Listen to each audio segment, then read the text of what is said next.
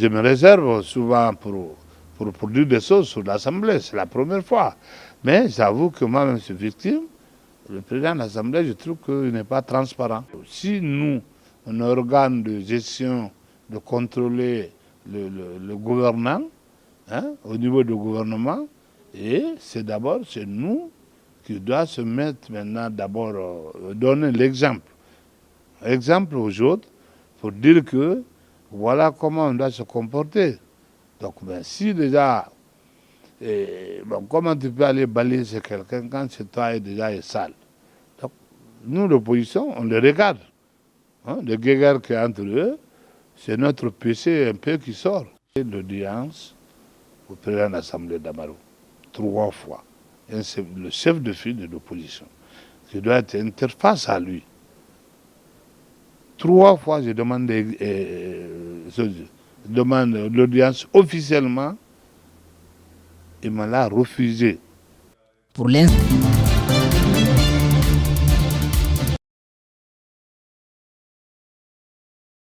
Nous invitons tous, acteurs publics, professionnels, parents, à agir tôt pour retarder le plus possible l'âge des expérimentations de cannabis, de tabac, l'alcool.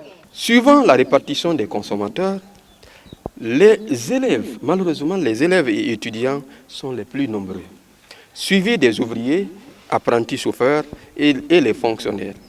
Les drogues consommées sont généralement la cigarette, le cannabis, l'amphétamine, l'alcool, le tramadol, l'héroïne, le cannabis et le crack. Je voudrais que cette journée soit mise à profit pour interpeller chacun de nous à veiller sur nos enfants, à les suivre, à leur dire que la consommation de la drogue n'est pas une bonne chose pour la jeunesse. La jeunesse qui a tendance aujourd'hui à se détrôner de sa ligne de conduite. Vous allez voir les enfants que nos parents mettent à l'école pour les études, mais qui n'arrivent pas à la fin des études, qui aujourd'hui sont abandonnés, qui aujourd'hui sont malades.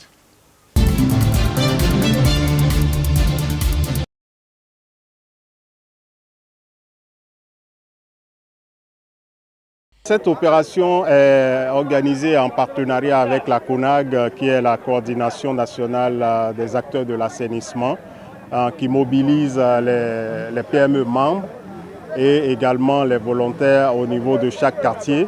Et l'accompagnement financier et technique est fait par Sanita Enabel. Passe maintenant sous une autre forme. Les ménages ont une obligation de s'abonner auprès des PME. Seuls les PME peuvent venir déposer des ordures au niveau des zones de transit. On a 14 PME qui doivent envoyer, mais ça ne veut pas dire que les autres PME seront interdits. La PME qui sera en difficulté de dépotage de déchets peut venir ici pour dépoter facilement. Mais nous avons retenu 7 quartiers. Dans ces 7 quartiers-là, il y a 14 PME qui y évoluent.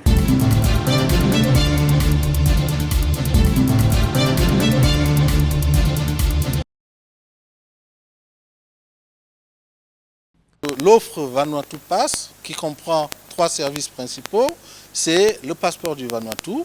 Ce passeport a la particularité de permettre à son détenteur de parcourir 125 pays dans le monde, sans besoin d'avoir un visa. Le passeport du Vanuatu, c'est plus de 125 pays dans le monde, à accès direct sans besoin de visa. Dans les pays où vous aurez besoin d'une acceptation, d'une déclaration préliminaire, vous le faites en ligne simplement. Et évidemment, parce que vous avez un passeport qui a une certaine puissance, il va de soi que le visa il vous sera accordé en ligne. Pour l'obtenir, c'est tout simple. Vous contactez Yakayaku SAS à travers son représentant local. J'ai nommé M. Draman Konate, qui est désormais ambassadeur Vanuatu Pass Guinée dans votre pays.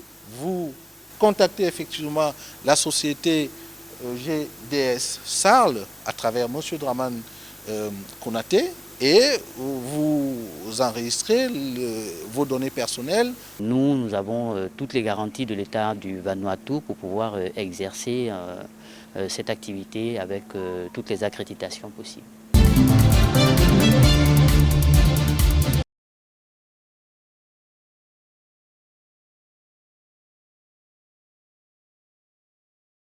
Nous savons tous que la pandémie mondiale de la Covid-19 fait peser des menaces considérables sur les enfants, sur leur bien-être, leur avenir, leur sécurité ainsi que leurs droits.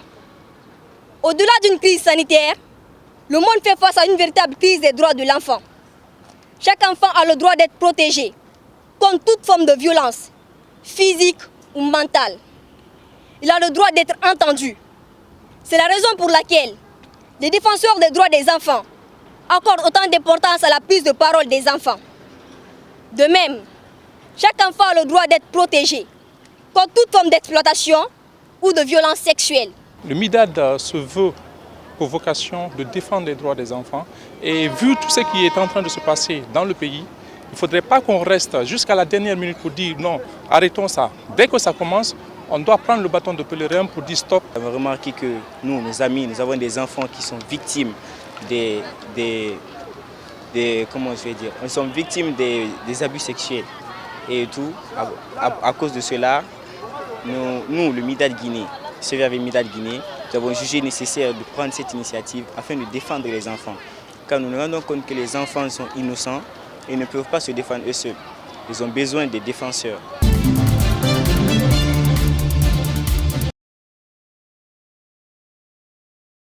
Faire le sport, que ça donne de la santé. Ça correspond à la préoccupation de l'éducation. Parce que comme dit l'adage, un esprit sain dans un corps sain. Et comme la marche donne de la santé, c'est pourquoi les élèves de ma commune se sont engagés à marcher avec cette fédération. Au nom du ministre de l'Éducation nationale de l'alphabétisation, le professeur Malibane Bari, on a facilité les démarches administratives pour cette nouvelle fédération, pour les accompagner au moment de leur clôture, qui se situe à un mois de l'enfant. Normalement, on ne peut pas séparer l'éducation avec le sport. Ailleurs même, on fusionne les deux ministères, dans les pays anglo-saxons. Il n'y a pas de structure à l'éducation où il n'y a pas de chargé de sport. Il y a un chargé de sport national, il y a un chargé de sport régional, il y a un chargé de sport communal. Le projet du Zénith, encore une fois je reviens là-dessus, est un projet historique. Pourquoi ? Parce que le Zénith, déjà, quand on dit en France, un artiste preste au Zénith, il faut avoir du kilo, du background pour te permettre de t'engager au Zénith. Ça veut dire on a du travail.